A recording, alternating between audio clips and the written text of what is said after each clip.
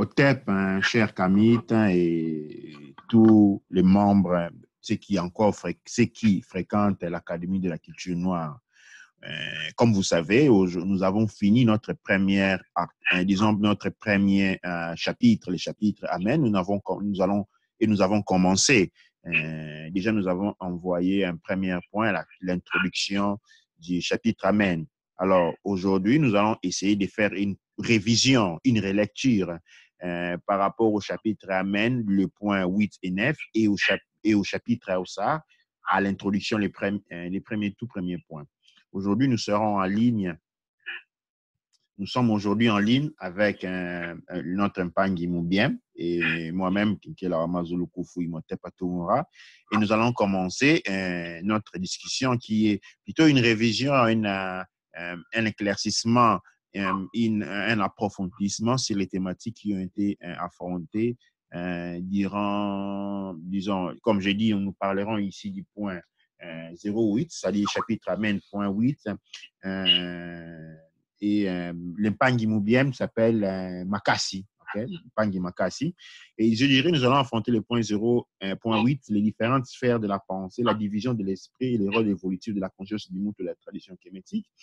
Les points 0.9, qui est la grande transformation et la résurrection de la puissante conscience kémétique. Et enfin, les chapitres premiers, les chapitres Aossar sur la phase de l'introduction. Je vais passer la parole au Pangi Moubiem qui nous ont introduit, disons, pour commencer cette révision. Et on va fonctionner avec les questions-réponses et puis nous allons argumenter et puis faire une discussion, une introduction, une présentation des circonstances.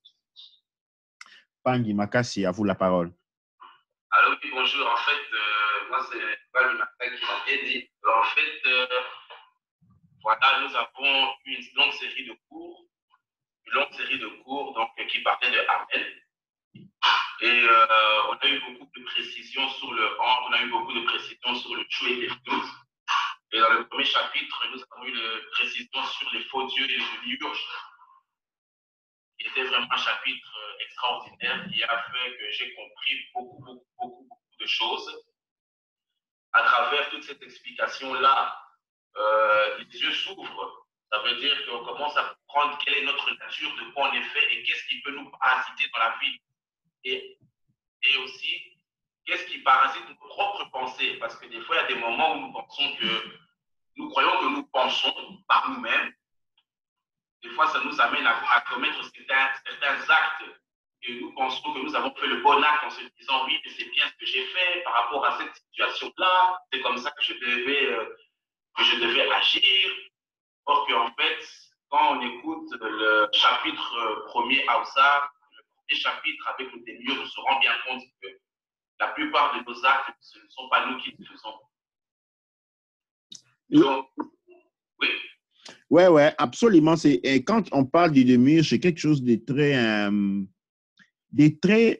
je dirais, captivant, en même temps difficile, et je pourrais même dire à la limite effrayant. OK?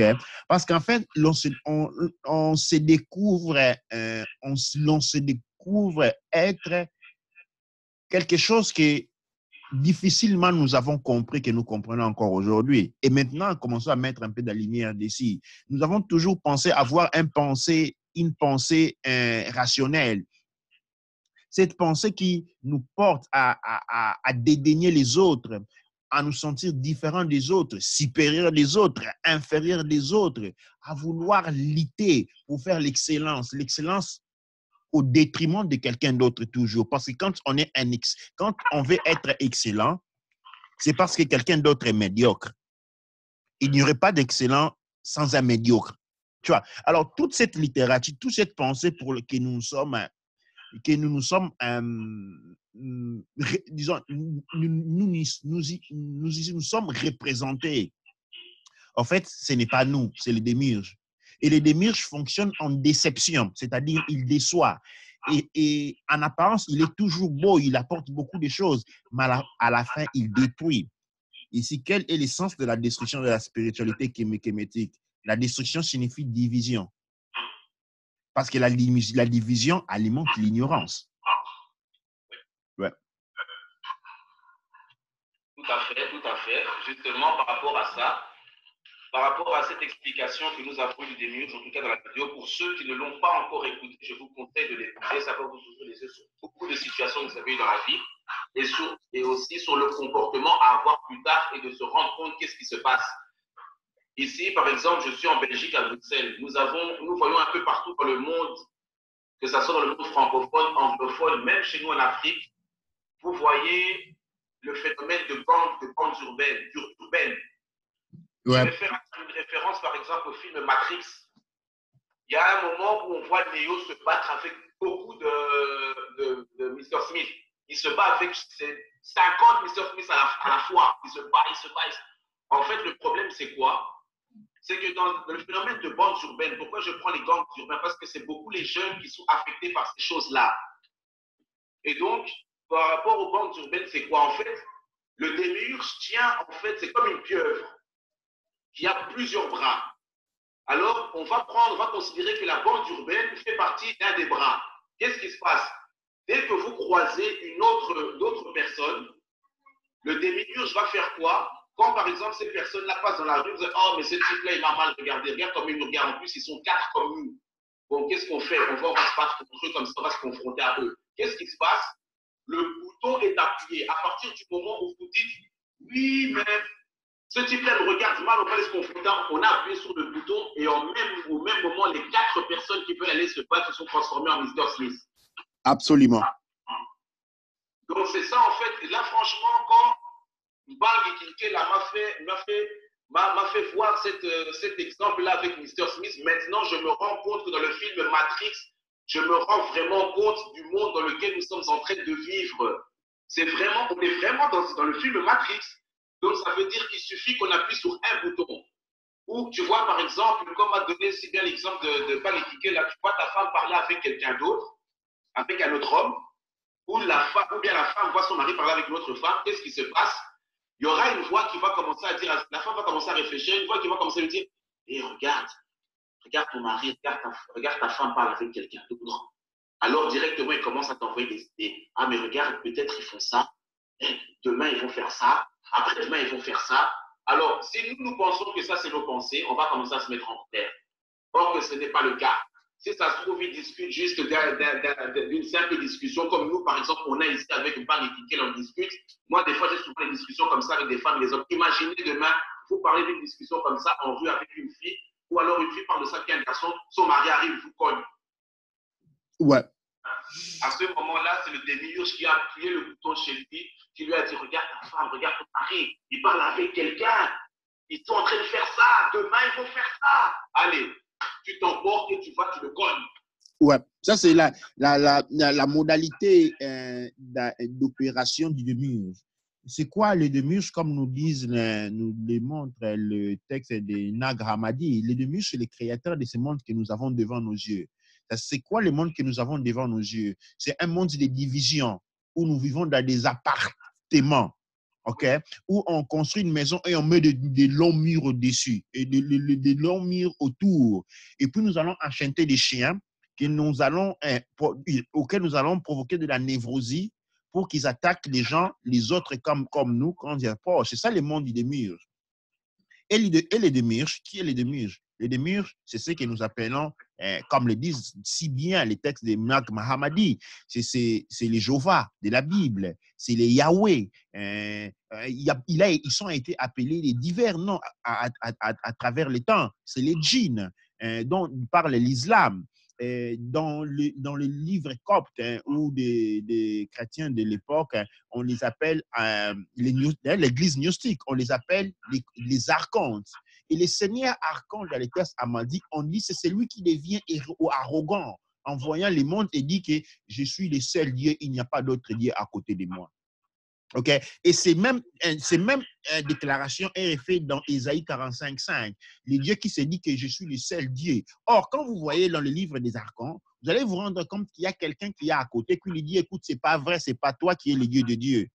Et puis il dit, nous créons l'homme à notre image et semblance. Il y a une voix à côté qui lui dit, écoute, c'est pas toi qui es en train de créer l'homme, tu es en train de copier l'homme qui existe déjà. Et dès là, nous avons les créations du jardin d'Adam. C'est-à-dire, le jardin d'Adam a été créé sur la base des gens qui existaient déjà. Et le demi-urge, comme c'est un décepteur, comme il bouge sur la déception, il crée son monde à lui, des gens qu'il manipule, qu'il a façonnés, et puis il les introduit dans le monde divin. Ces gens-là vont contaminer le monde divin, ruiner le monde divin. Le monde divin, il est basé sur l'unité, la congrégation de la l'unité, où l'on est conscient d'une chose. Pangui, Maka, c'est quand on est dans la maison, en fait, on a l'énergie thermodynamique. L'énergie thermodynamique, c'est ce qui bouge le monde.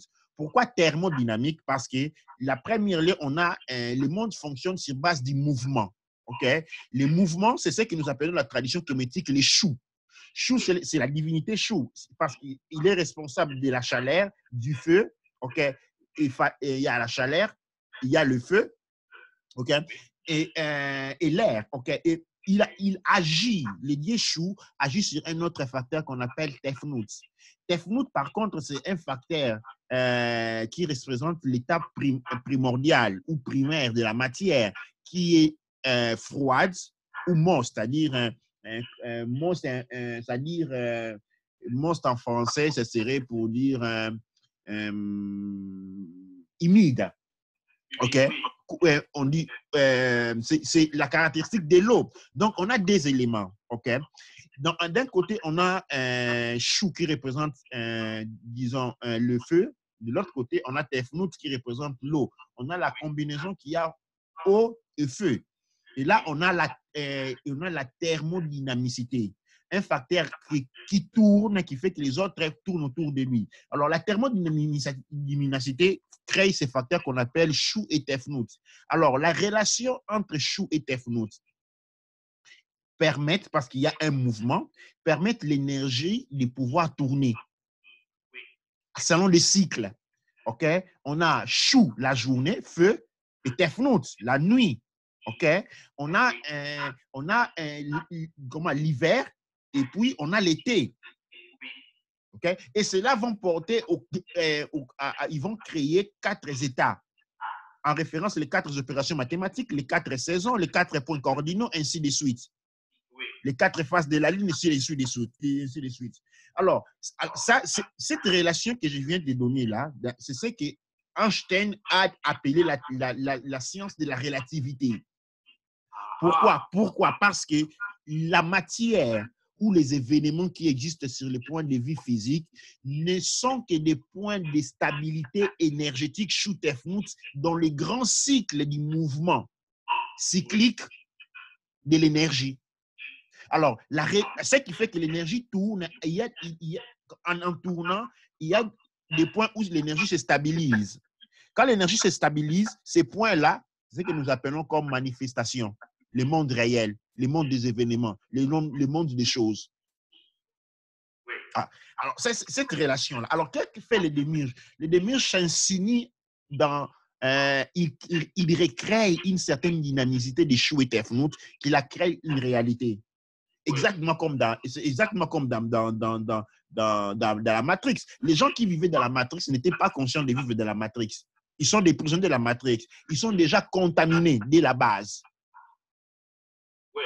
Et on voit que notre monde est une manifestation, exactement comme le monde digital qu'on a aujourd'hui avec Internet, qui peut aussi être contaminé par un virus. Nous avons plein de virus. Alors, dans notre monde primaire, notre virus, c'est le démiurge. Le démiurge, c'est un virus. C'est un déséquilibre énergétique du point de vue de la conscience. Et il a contaminé tout le monde et c'est que nous nous sommes retrouvés dans les Matrix. Alors, comment il fonctionne? Il fonctionne par opposition. Il doit nous mettre les uns contre les autres. Alors, pour faire cela, il a créé un grand système. Il a créé une église. OK? Je dis souvent, je le répète, l'église la plus puissante du monde, c'est l'église satanique. Pourquoi? Parce que c'est basé sur toutes les églises sont basées sur les critères de discrimination et de division. Et puis, tous ne s'appellent pas église satanique, ils ont des filiales. C'est comme je disais hier, il y a une grande société Mercedes, OK? Mais qui crée des filiales partout dans le monde. À Tokyo, on appelle ça Wombay. En Kinshasa, on appelle ça Matondo, ainsi de suite. Mais tous ces filiales-là sont reliées à la filiale mère. C'est comme toutes les églises du monde. Toutes les églises du monde sont reliées à la filiale mère. C'est l'église sataniste. Alors, les gens vont dire, mais qu'est-ce que vous racontez, les pangis? L'église sataniste? Non. Le satanisme, Ce n'est pas un être qui est quelque part. On a vu ici Chou et Tefnu des divinités. En réalité, ce sont des attributs. Hein? Alors, quand on parle de Satan, Satan, ce n'est pas un être. C'est une conscience qui se manifeste à travers un attribut. Alors, on reconnaît les diables par ses attributs. Il n'y a pas, vous ne verrez pas des gens vous promener à la rue sur notre plan de compréhension avec des cornes. Ce que vous allez voir de la manifestation diabolique.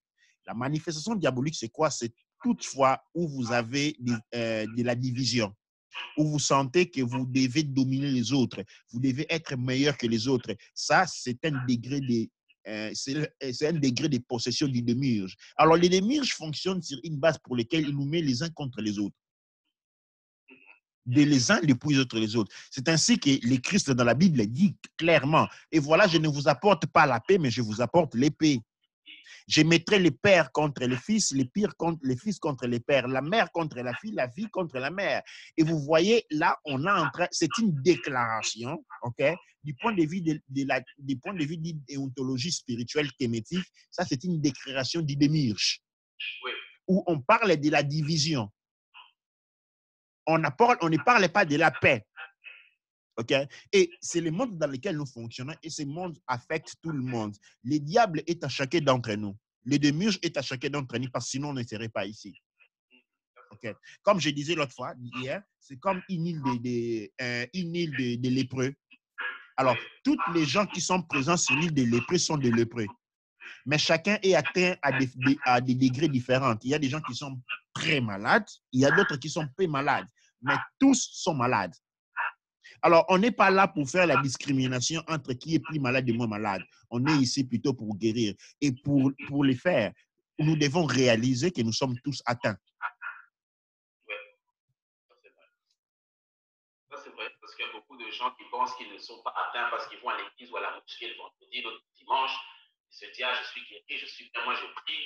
Mais le reste de la semaine, ils se mettent tous les jours en colère, ils insultent les autres, ils convoitent. Ah, tout ça, ce sont des caractéristiques du démiurge, mais dans la manière dont le monde dont il a créé, en fait, c'est beaucoup, en fait, il essaie de mettre, c'est ça, en fait, l'ego. Il flatte l'ego des gens. Ah, mais j'ai fait du mal la semaine, mais c'est pas grave. Le dimanche, je vais aller me purifier. Et le lundi, tout ira bien. Et regardez le monde que nous avons aujourd'hui. Mais il faut regarder, on est sur les briques de la Troisième Guerre mondiale. Après avoir fait une deuxième, il y a combien de pays sont en guerre aujourd'hui pour les gens qui sont encore en train de prier? Mais même du point de vue de la déontologie, prier signifie quoi? Aller prier descend du monde des seigneurs. C'est le monde occidental qui crée des seigneurs. Et les seigneurs devaient être loués et priés parce qu'ils sont pleins d'ego, comme exactement le dit de la Bible, qui doit être loué parce qu'en fait, on a toujours besoin de les prier, de les louer et de lui donner beaucoup d'argent chaque dimanche à l'église.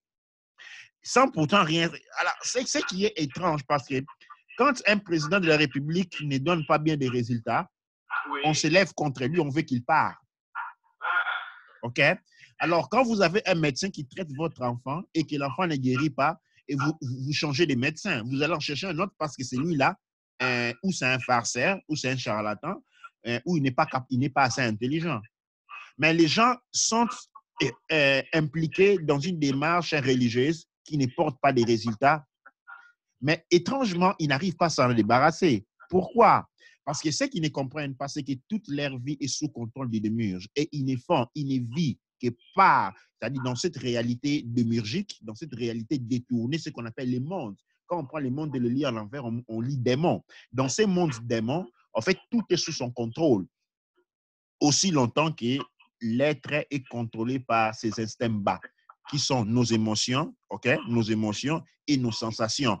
Moi, j'aime ceci, moi, je n'aime pas cela, moi, je suis cool, moi, je suis comme ça. Cette définition de nous, ok, quand on dit moi, je suis, c'est-à-dire les autres ne sont pas.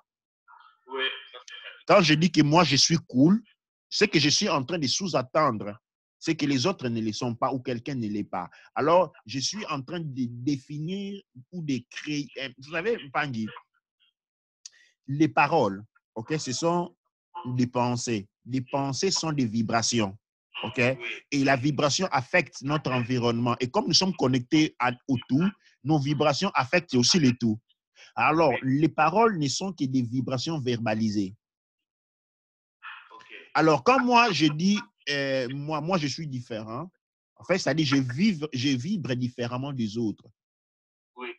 Et je suis dans une démarche où je ne sais pas que je cherche à devenir un avec les autres, mais je suis dans une démarche où je dois me détacher le plus possible des autres.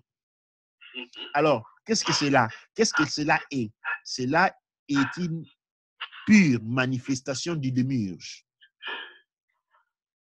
Tous sont possédés, comme Bill Clinton, je ne sais pas moi, Emmanuel Macron ou Trump, et les pauvres gars qui sont en train de mourir à Kinshasa tués par des militaires.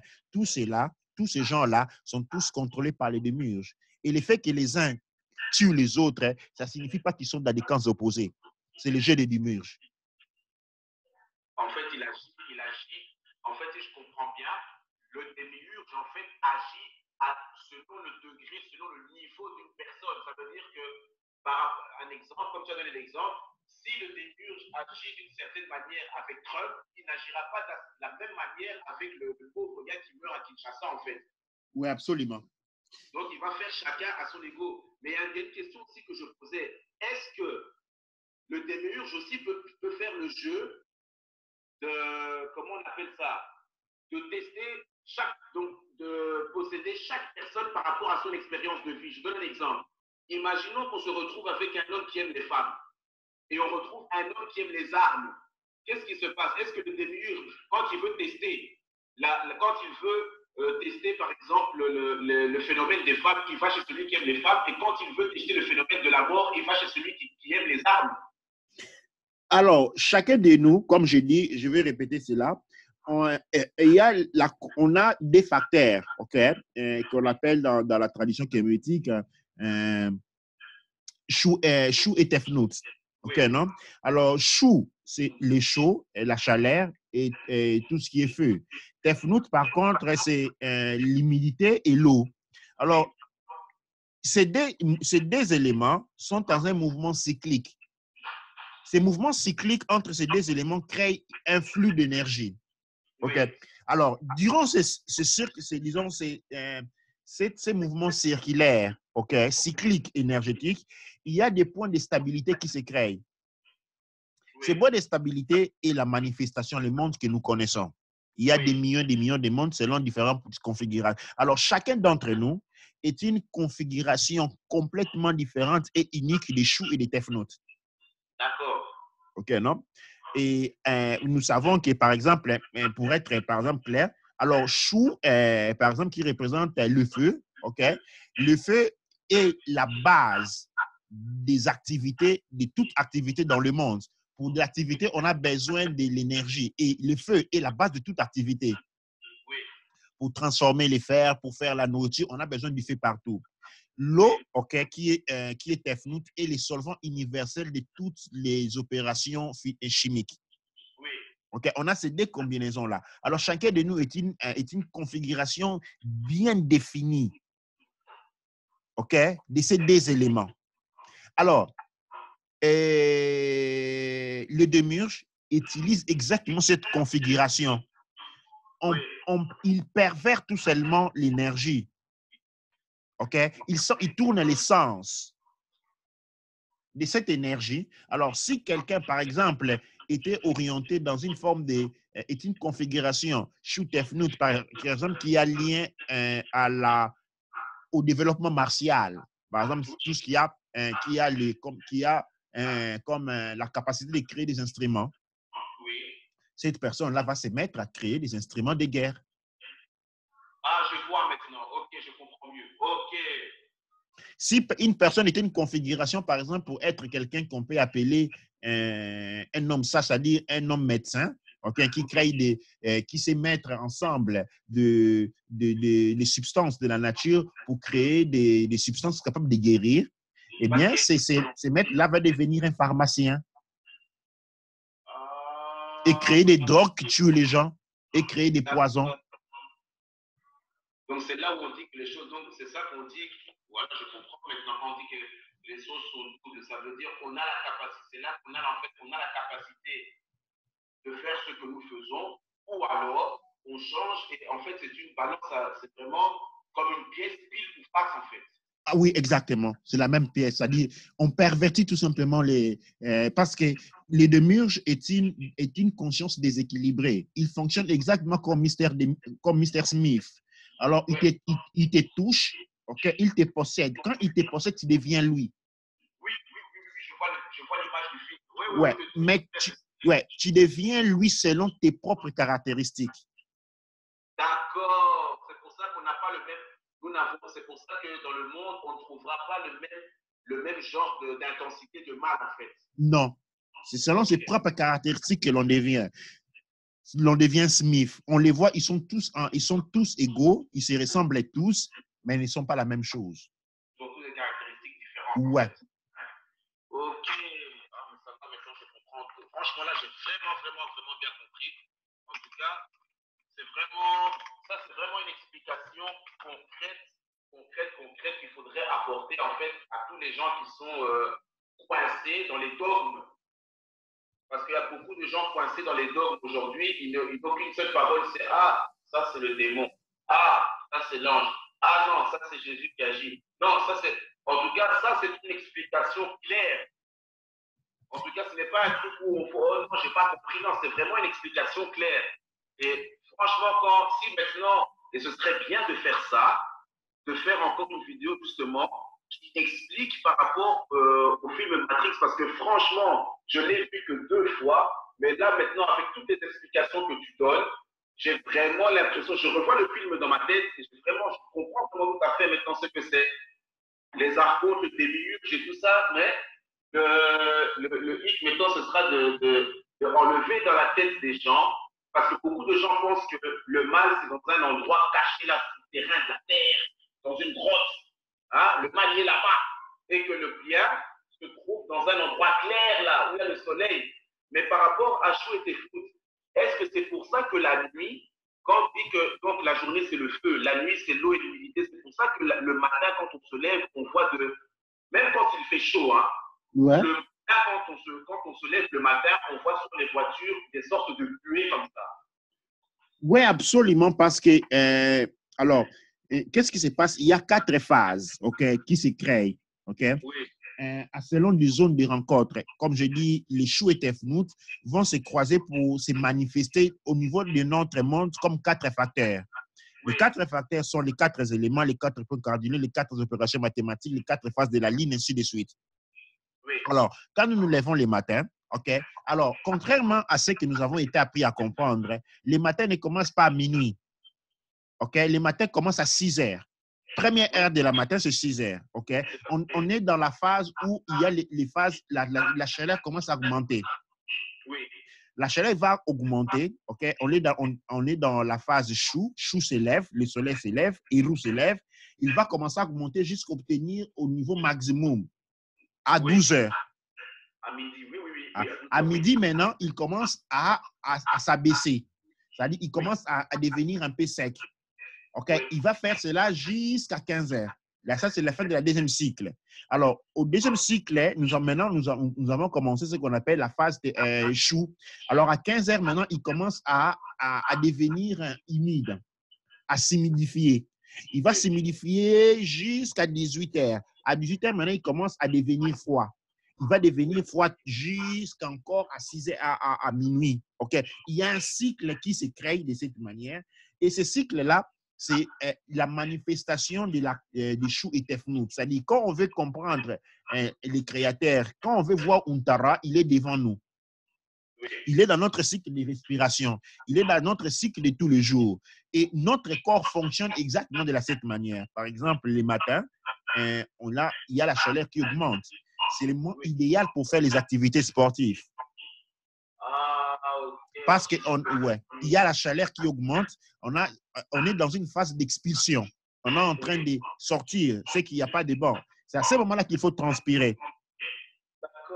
OK. Maintenant, quand on arrive à 12 heures, de 12 heures à 15 heures, c'est quand la chaleur est au maximum. Mais c'est une chaleur qui n'est plus humide, c'est une chaleur qui est sec. Parce qu'entre 6 heures OK? Et 12 heures, il y a une chaleur, mais une chaleur qui est humide encore parce qu'il a été refroidi. Maintenant, la chaleur devient sec. C'est à ce moment-là qu'il faut manger. Parce qu'à ce moment-là, la digestion est au maximum. Les gros plats de la journée doivent être mangés entre 12 heures et 15 heures. Parce qu'on est en train de brûler. Alors, c'est une manière différente de brûler. Maintenant, quand on arrive à 15 heures, de 15 heures à 18 heures, c'est le moment où il faut se laver, il faut se laisser aller à des activités intellectuelles. D'accord. OK. Ouais. Pourquoi? Parce qu'on est en train, on a dit en anglais, on est en train de sécher. Alors, maintenant, quand on arrive à 18 heures, de 18 heures à 21 heures, c'est le moment meilleur pour faire la méditation parce qu'on est en train dans une phase où notre corps est en train d'assimiler. Ah, OK. Ça, il faut écrire ça. Et de 21 heures alors on passe de la phase de la nuit. OK, là, on dort. Alors, qu'est-ce qui se passe aujourd'hui avec la vie un autre élément de contradiction du démiurge? Tous les gens vont faire les exercices martiaux le soir. Oui, exactement. Moi aussi, j'avais entraînement que le Dieu entraînement qu'à partir du soir, c'est vrai. Alors, cela est en contre-tendance et représente la nature du démiurge. Parce que le démiurge fonctionne à contre-tendance par rapport à la volonté du Créateur. En ce moment-là, le corps on est en train de forcer les choses. On est en train de forcer le corps. On est en train de pervertir son énergie. C'est bien qu'on aura un très beau physique, mais on va être brisé du point de vue intérieur. Notre capacité de nous connecter avec Untara va être brisée parce que nous fonctionnons en contre-courant par rapport au cycle naturel de l'énergie. Ça, vraiment, c'est quelque chose de... Mais justement, ce que tu viens de dire là, on va faire un organigramme de ça. Ouais, nous allons faire cela. Avec tes dessins, ça va aider à faire un organigramme pour encore l'élucider encore plus.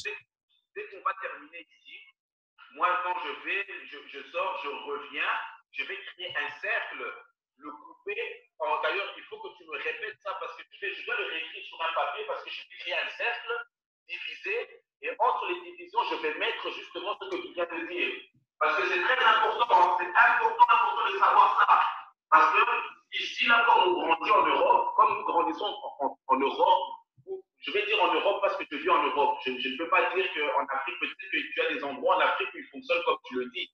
Je ne sais pas si c'est partout comme ça, mais en tout cas, la majorité, ça se passe vraiment comme ça. Le matin, on se lève, on a une chose en tête, on va au travail. À midi, tu as 30 minutes pour manger. À 4 heures, tu sors, tu es fatigué. Tout ce que tu veux, c'est rentrer chez toi.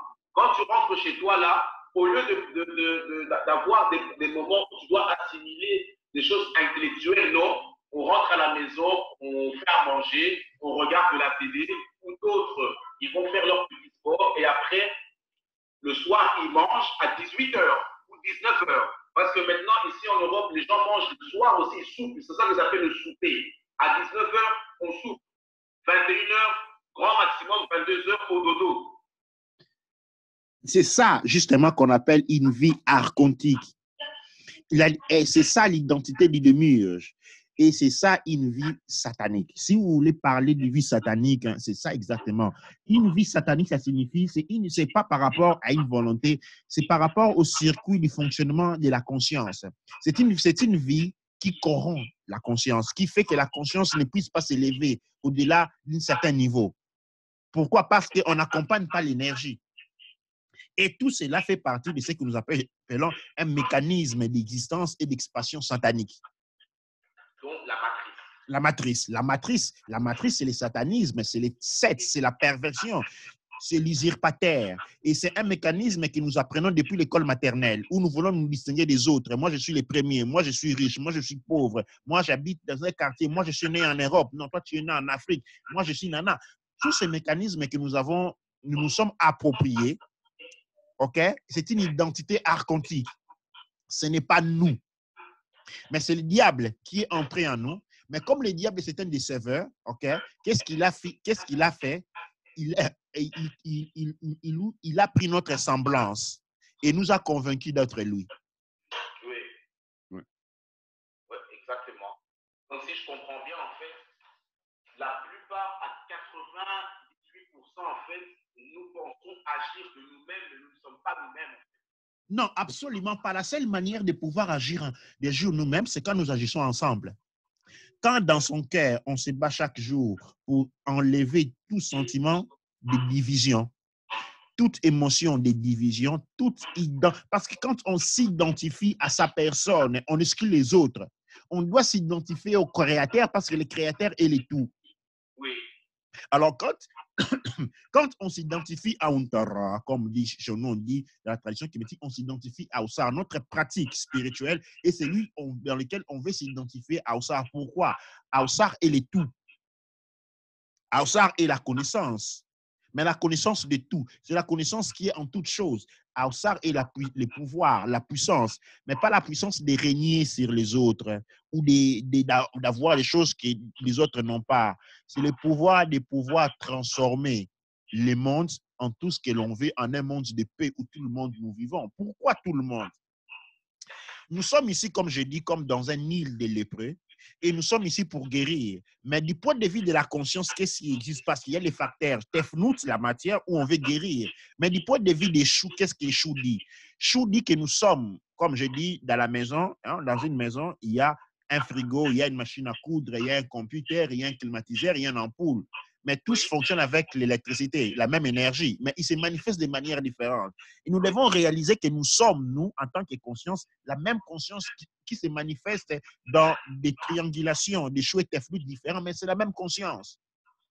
Ouais. Donc, en faisant des choses pour les autres, je fais des choses pour moi. Ouais. Donc, qu'est-ce qui se passe quand je crée l'Académie de la culture noire kémétique? À dire, j'ai fait des choses pour les autres. Mais en réalité, je les fais pour moi. Parce qu'en essayant de condiviser ce que j'ai, mon expérience personnelle, en essayant d'enseigner, je m'enseigne. Oui. Je le fais pour moi. Et là, on sort de l'égoïsme pour lequel moi, non. Quand on dit le moi, c'est le moi supérieur. C'est seulement dans cette situation-là où on peut se dire être une personne spirituellement élevée. Dans toute autre situation pour laquelle on veut faire des choses pour soi, où on tend à... Là, on s'identifie à soi-même, à son propre nom et prénom, écrit sur la carte de l'identité. En fait, on est en train de diviser. Cette division-là est une manifestation, est une preuve, OK? C'est une preuve de la manifestation et de la présence du démiurge en nous, en tout un chacun de nous. Tout à fait, parce qu'aujourd'hui, nous voulons tout faire. En fait, le problème, c'est qu'aujourd'hui, on fait toutes ces choses pour nous. Ah, je vais aller faire du sport juste pour que je me sente bien pour moi. Tu vois, c'est pas quelque chose que les gens font maintenant pour aider les autres. Tu vois, ça donne un exemple. L'exemple que l'exemple, je vais donner, non, tu l'as donné justement. Quand tu parles de l'électricité qui alimente toute chose, mais chaque chose a son truc, ça veut dire, là maintenant, on parle avec l'ordinateur. Ouais. L'ordinateur utilise l'électricité. Mais bon, quand on a peut-être besoin de Congolais, la lumière, on a besoin de la lumière. La lumière fonctionne aussi avec l'électricité, mais je peux aussi faire fonctionner la lumière, par exemple, sans l'ordinateur, mais j'ai besoin des deux. Donc, j'allume les deux. Donc, l'un dans l'autre, ils sont ensemble pour m'aider. Ouais. Tu vois ce que je veux dire? Ce n'est pas maintenant le fait de faire, comme tu as dit, si je comprends bien, le fait de faire les choses individuellement, ça veut dire, par exemple, il y a une fois, je me rappelle, tu as fait une ancienne émission où tu avais dit, quand par exemple, on choisit d'aller à gauche ou on choisit d'aller à droite, pour aller à gauche, on discrimine à droite, et pour aller à droite, on discrimine à gauche. Ouais. J'ai vraiment beaucoup aimé cet exemple. J'ai vraiment beaucoup aimé cet exemple parce que maintenant, je me rends compte que dans le monde, on fait toutes les choses, on les fait individuellement pour nous. Et c'est comme ça qu'on a été éduqué et c'est comme ça que le monde pense que, pour ça que tout le monde pense que le monde doit fonctionner comme ça. On est là dans des petits appartements, chacun il fait son truc chez lui. Quand on joue sur il commence à tout payer. Tu vois, c'est vraiment un monde, vraiment, ça résume vraiment ce que tu es en train de dire avec la matrice. Maintenant, ce que je me pose comme question, pour pouvoir sortir vraiment bien sortir de là, est-ce que, donc tu nous as déjà donné dans les cours que tu nous as donné déjà les systèmes, les sphères de pensée, la manière de penser, les systèmes de pensée. Donc la pensée linéaire, la pensée circulaire, la pensée primitive. Tu nous as donné déjà tout ça. Maintenant, moi, la question que je pose, est-ce que, par exemple, en faisant en méditant, ça veut dire, je ne dis pas qu'on va passer notre temps à méditer, mais si on donne notre attention sur la méditation et qu'on pratique de plus en plus, est-ce que, comme tu dis, il est possible d'élever sa conscience et pouvoir se détacher un peu de ça? En fait, ce que j'aimerais savoir, c'est, tu vois, dans le film Matrix, Neo, on lui donne une pilule. Ouais. Maintenant, nous, dans le monde dans lequel on vit ici, cette pilule, c'est quoi? La pilule, je me souviens, elle avait une pilule rouge et une pilule bleue. Oui. OK, non? On lui fait les choix. OK? La pilule rouge représente le monde de la matière. Alors, ça signifie quoi, le monde de la matière? Nous devons rentrer, c'est pour comprendre cela, c'est l'arbre, les Paout Netero. OK? Le Paout Netero, on a la première sphère des manifestations qui est à Ossar, la deuxième qui est Teouti, la troisième qui est Seker, la quatrième qui est la Maat, la cinquième qui est Erukuti, la sixième qui est Eru, septième est Eru, huitième Sebek, 9e Aoussar, 10e Geb. Ouais. Alors, Geb, c'est disons, l'animal qui est en nous. Okay? Oui. L'animal qui est en nous est submergé par un état émotif. Okay? Comme on dit, il bouge, l'animal bouge, c'est comme ça on dit émotion. Émotion veut des mouvements, motion, émotion. OK, non? Oui. Il est dicté par des émotions et des sensations. Alors, dans les deux pilules, qu'est-ce que cela signifie? C'est un enseignement profond. La pilule rouge, la rouge représente la couleur de la passion. C'est quand on est dicté par l'animal, c'est-à-dire quand on vit dans l'ignorance, quand on choisit l'archon. C'est-à-dire l'archon nous manipule à travers nos émotions. Quand vous regardez l'école, la télévision, tout ce qu'on vous apprend, c'est à vous obéir à vos émotions. Au point où on pense, par exemple, que quand vous faites quelque chose que vous vous sentez, ça signifie que vous êtes dans le juste. Moi, je ne me suis pas senti de faire cela. C'est-à-dire que quelqu'un est en train de mourir, vous ne vous êtes pas senti de l'aider, donc vous êtes juste parce que vous ne vous êtes pas senti. Moi, je n'aime pas ça. Moi, je préfère la couleur rouge. C'est ça le monde des émotions. Alors, nous sommes contrôlés par les démiurges à travers notre émotions. C'est pourquoi on dit que les démiurges veulent que nous nous identifions à nos émotions, à nos sensations. Je vais devenir rouge. Qu'est-ce que vous voulez faire dans la vie? Ah, moi, je vais devenir médecin.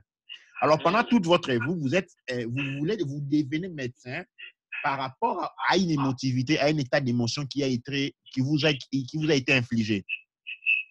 La pilule bleue, par contre, représente Aoussar, représente la spiritualité haute, où on devient, on prend un chantier, okay, évolutif, à travers lequel on est guidé par une conscience supérieure. Dans le film, la conscience supérieure était représentée par le monde qui était hors de la matrix. Oui. Le monde qui était hors de la matrix représente d'une certaine manière, si nous voulons plonger, caler les films dans la philosophie, dans une forme de philosophie kémétique, représente Aoussa, représente le monde de la spiritualité, qui est hors de la matrice, qui vit une réalité vraie. Alors, c'est ça les choix. Alors, les choix, il agit sur quoi? Les choix, vous savez, il y a beaucoup de choses. Il y a les rituels, il y a la méditation, il y a la lecture des cartes. Il y a beaucoup de choses qui sont importantes. Mais ces choses-là ne sont là que pour aider à faire la chose la plus importante de la spiritualité, transformer notre comportement. C'est le comportement. Notre comportement, c'est notre état mental. Notre état mental, c'est notre vibration. C'est notre fréquence vibratoire. C'est cela qu'il faut modifier. Toutes les choses qui sont autour, serment, enseignement, ce que nous sommes en train de faire maintenant, méditation, ne sont là que pour nous aider à transformer notre comportement. En transformant notre comportement, nous éliminons la capacité d'accès du démiurge en nous. Alors, c'est en ce moment-là que la méditation devient importante. Parce que lorsqu'on sait qu'on doit se libérer de quelque chose, on ne peut le faire qu'en modifiant son comportement. En modifiant son comportement, notre niveau de perception mentale augmente, notre spiritualité augmente. Et à ce moment-là, on va commencer à s'identifier à Untara, à Tumra. Durant ces parcours d'identification, c'est à ce moment-là que notre sagesse va commencer à s'exprimer. Notre pouvoir va s'exprimer. Parce que les pouvoirs dont les gens on parle aujourd'hui, c'est les pouvoirs de faire du mal aux autres. Quand vous regardez dans le monde chrétien, par exemple, quand on parle de Jéhovah, Oui. OK, Jéhovah doit être craint parce sinon il frappe. Oui.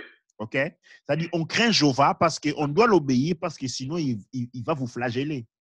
Oui, c'est vrai en plus. OK? Oui. Ouais, sinon, il vous flagelle, quoi. Vous devez lui obéir parce qu'il dit, il est un dieu très jaloux. Il frappe Oui. quand vous ne l'obéissez pas. Tu vois, et quand vous voyez ces tendances-là, et c'est ça, justement, la notion du démiurge. Alors, dans cette notion-là, il n'y a pas de liberté. Or, dans la spiritualité vraie, il y a changement du comportement parce que l'on comprend, non parce qu'on a peur. Les gens sont dans la chrétienté parce qu'ils ont peur de finir en enfer. Oui, tout à fait. Ils ne sont pas là parce qu'ils sont convaincus qu'ils doivent changer leur comportement. Alors, qu'est-ce qui fait que dans la chrétienté, tout changement de comportement est une hypocrisie? Parce qu'elle est faite derrière l'idée selon laquelle on veut s'acheter les paradis.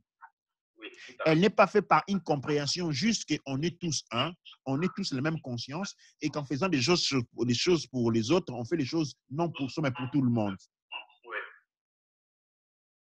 ça c'est vrai. Ils ont, comment on appelle, ils ont un Dieu qui vous donne 10 commandements. Si vous ne les respectez pas, il vous jette en enfer, mais attention, il vous aime fort. Ouais. Absolument. Quelqu'un dirait, mais écoute, dans la tradition kamétique, vous avez les 42 lois de la maths, non? Dans les 42 lois, on a les 42 lois affirmatives de la maths. Il y a les 42 lois négatives de la négation de la maths. Ils servent à quoi? En fait, ça sert à vérifier de moi-même mon état d'évolution spirituelle. Chaque matin, je dis, écoute, je ne ferai pas d'iniquité, je ne volerai pas, je ne briserai pas ce qui ne m'appartient pas, je ne parlerai pas mal des autres. OK, non? C'est une mesure qui m'aide à me corriger. C'est un système de mesuration. Hein? Ça nous sert à mesurer moi-même. Et puis le soir, quand je vais dormir, je dis que je n'ai pas fait l'iniquité. Je n'ai pas volé. Je n'ai pas insulté les autres. Ah non, j'ai insulté. Là, j'ai vu les démiurges en moi. Oui. OK? Je ne proférerai pas des paroles méchantes contre les autres. Ah, je l'ai fait. Ça, c'est les démiurges en moi. Là, les textes nous aident à chaque fois individuer les démiurges en nous. Ah, je dis, ah, il est là. Demain, je ne vais pas les faire. Je vais les résister. Je l'ai vu. J'ai vu l'ennemi. J'ai vu là où il s'est caché. Parce que le démiurge se classe entre des plis. Alors, moi, je l'ai vu. Demain, je ne vais pas tomber dans son piège encore. Les textes, ils nous servent à ça. Dans la chrétienté, par contre, c'est du terrorisme. Ouais, les chrétiens, ils sont terrorisés. Ils sont terrorisés par l'image de l'enfer.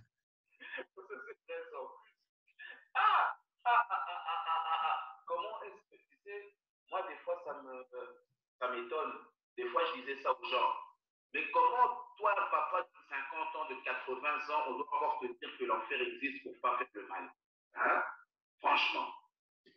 Mais oui, dans la tradition kémétique, il y a, ça c'est un des chapitres que nous avons vu avant, il y a l'arbre de vie qui nous enseigne aussi l'évolution, comment notre énergie évolue. Et il évolue selon les cycles. À la fin de chaque cycle, il doit y avoir un passage à travers notre cycle. C'est comme ça qu'on a ce qu'on appelle des initiations. L'initiation sert à fermer la fin d'un cycle et commencer un autre. Oui, tout à fait. Alors, quand il n'y a pas eu d'initiation, la première initiation, c'est à l'âge de 14 ans, et puis à l'âge de 21 ans, et puis on continue ainsi de suite. Mais quand les initiations n'est pas faites, la personne ne passe pas au cycle supérieur. Alors, on a aujourd'hui des gens qui ont 90 ans, qui n'ont jamais, du point de vue de leur énergie, dépassé l'âge de 14 ans. Leur énergie tourne toujours au niveau du cycle, l'âge de 14 ans. Alors, à l'âge de 14 ans, la personne est en train d'apprendre et il est dominé par des facteurs.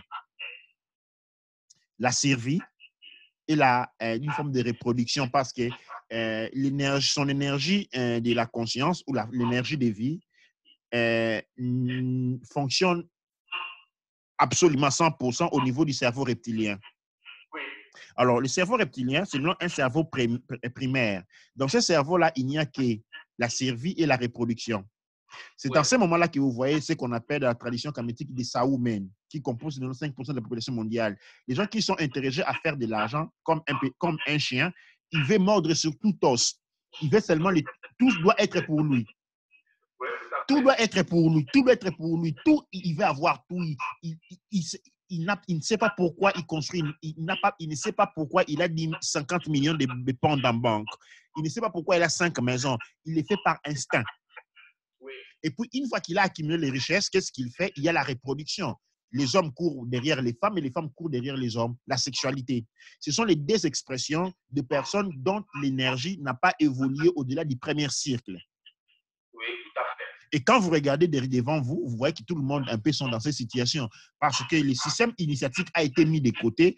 Et en fait, même si du point de vue de l'âge, on a avancé, mais l'énergie, n'est jamais sortie du premier cycle de la maturation énergétique. Il est resté au même niveau.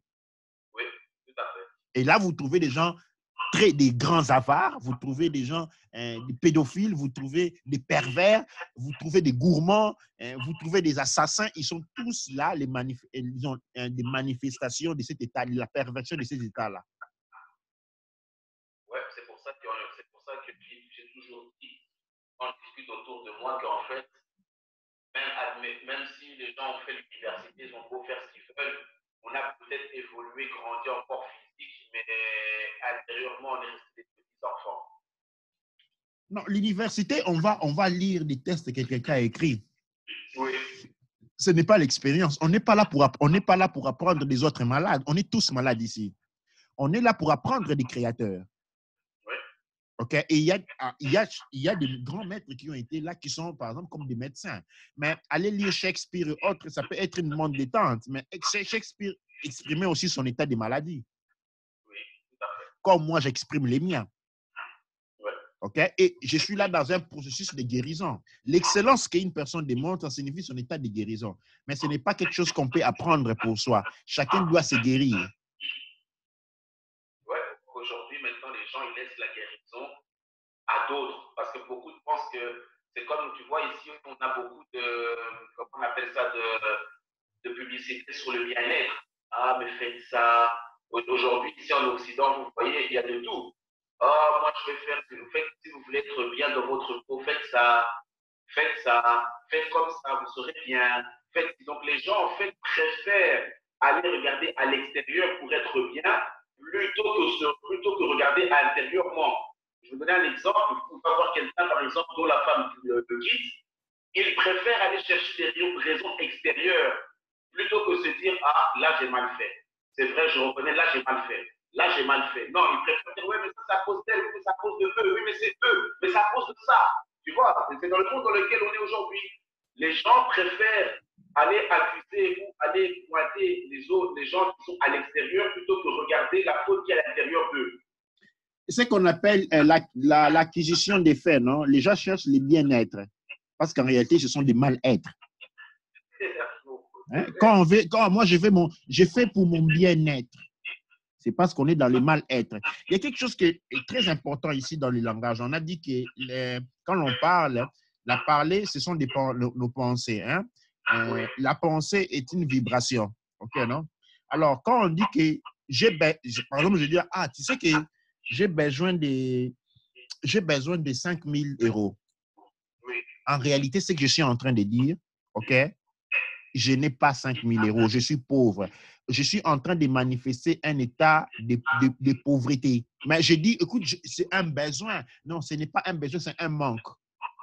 Alors, quand je pense que j'ai besoin de ça pour pouvoir faire ça, je suis en train de vibrer selon la fréquence des manques. Et je ne vais pas manifester ces choses-là, je vais manifester la manque, la pauvreté. Ah, d'accord, maintenant je comprends mieux quand on dit que l'univers refuse la négation. C'est ça en fait, quand on dit je n'ai pas ou j'ai besoin de, en fait, c'est parce que je suis en manque de ça en fait. Ouais, c'est même pas la négation en soi pour soi. Okay? Mais c'est plutôt l'idée de la manque, de la pauvreté qu'on a en nous, qui a été introduite dans le langage. Oui, Oui. J'ai besoin d'eux. J'aimerais avoir d'eux. Ça signifie que tu ne l'as pas. Or, nous, étant une combinaison de Shu et Tefnut, et tout ce qui existe étant une combinaison différente de Shu et Tefnut, OK? Le tout est en nous. Comme tu me disais, je vais à gauche et à droite. Non, je vais partout. Parce que le tout est en moi. Là où je suis, c'est le tout. Oui. C'est ce qu'on appelle l'omniprésence. Les créateurs, quand ils se découvrent, dans son premier acte de création, ils réalisent que Tefnut, c'est son corps. Partout là où il est, c'est le tout. Et partout où moi je suis, c'est le tout. Je suis partout. Je ne suis pas chez moi, je suis partout. Parce que quand je suis chez moi, je me détache des autres places. Et je tombe dans le jeu des murs. Je suis partout. Les partout et partout. Là, c'est ce que nous appelons une pensée holistique. Il faut pouvoir raisonner de manière holistique. Il faut intégrer le monde de la pensée holistique pour manifester un monde holistique. Un monde holistique, ça signifie un monde d'abondance. Aussi longtemps que l'on pense de manière discriminative, aussi longtemps qu'on pense en séparation, on ne va produire qu'un monde fragmenté où les uns vont se battre contre les autres pour des choses qui leur appartiennent et tous ont. Oui. Mais alors, pour par exemple les gens qui ne comprennent pas cette formule-là, parce que je doute fort qu'il y a beaucoup de gens qui peuvent comprendre ça, parce qu'il y a des gens qui sont capables de le comprendre, ne veulent pas faire l'effort de comprendre. Mais maintenant, admettons que maintenant, les gens ont tout en eux. Mais maintenant, pour manifester, par exemple, la personne qui dit j'ai besoin de 5 000 euros, mais il a en lui, quelle formule devrait-il sortir pour se rendre compte qu'en fait, parce qu'en sortant cette formule, il va se rendre compte qu'il est en lui, mais quelle formule de phrase est-ce qu'il devrait sortir? Parce que je pense que ça aussi, il faudrait redéfinir. Alors, dans l'Antiquité, OK, les gens, il y a une notion qui sort de l'Antiquité et que les gens ne voulaient pas beaucoup parler. Ah, c'était. OK, non? Les parler, quelque chose qui n'est pas beaucoup apprécié. Et les créateurs se manifestent dans le silence et dans l'action. OK, alors, quand on se réveille le matin, on cherche la nourriture. On trouve la nourriture, on mange. Mais quand on commence à penser que j'ai besoin de nourriture, OK, on tombe dans les pièges. C'est-à-dire, il y a un mécanisme automatique. Il y a un automatisme, mais les oiseaux ne pensent pas qu'ils ont besoin, qu'ils ont faim. Ils sont en symbiose avec leur corps. Et quand leur corps leur dit qu'il faut manger, ils vont manger. Quand leur corps leur dit qu'il faut dormir, ils vont dormir. Ils ne se mettent pas à philosopher sur les besoins que je vais dormir parce que j'ai travaillé pendant 20 heures. Ah, je vois. Là, on manifeste un manque. Et quand on manifeste un manque, même si on dort, on ne va pas se reposer parce qu'on a manifesté un manque. Et par conséquent, le corps va devenir malade parce qu'il est sous le stress. On sera toujours fatigué. Absolument. Ouais, je vois. Okay. Je vois. Je pense que pour aujourd'hui, on va se limiter, on va s'arrêter là. On va s'arrêter là. J'espère qu'on a aidé nos pangis. Nous aurons la possibilité de faire d'autres relectures sur d'autres cours que nous avons fait pour aider les gens à comprendre un peu plus de quoi on parle. Et là où il y a des questions, les gens pourront, sûrement, comme toujours dit, disons, poser des questions et les questions nous aident, nous aussi, à comprendre. Comme j'aime bien dire, je ne suis pas un enseignant. Hein? Je suis un malade. Hein? Je suis un lépreux. Je suis comme tout le monde.